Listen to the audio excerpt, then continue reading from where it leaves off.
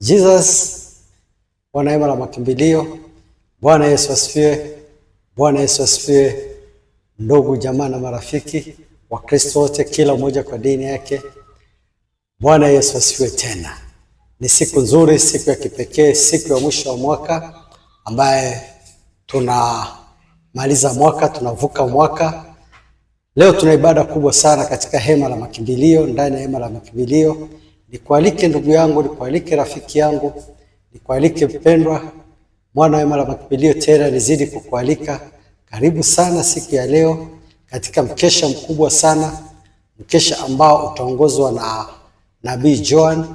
Ni mkesha kwa ajili ya kuvuka kutoka 2025 kwenda 2026.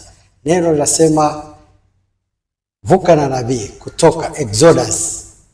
Nataka yale yote yaliyoshindikana 2025, basi vuka kinabii na Prophetess Joan.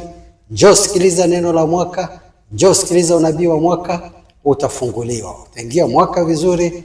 Mungu akubariki sana. Usikubali kuvuka peke yako, wala usikubali kukaa nyumbani. Njoo uvuka kitofauti. Miaka yote umevuka, lakini mwaka huu ni mwaka wa tofauti. Karibu sana. Mungu akubariki sana. Usiache kumwalika rafiki yako. Njoo na rafiki yako, njoo na mtu mmoja, njoo na mtu wawili. Hata kusahau kabisa huyo uliomwalika. Mungu akubariki sana.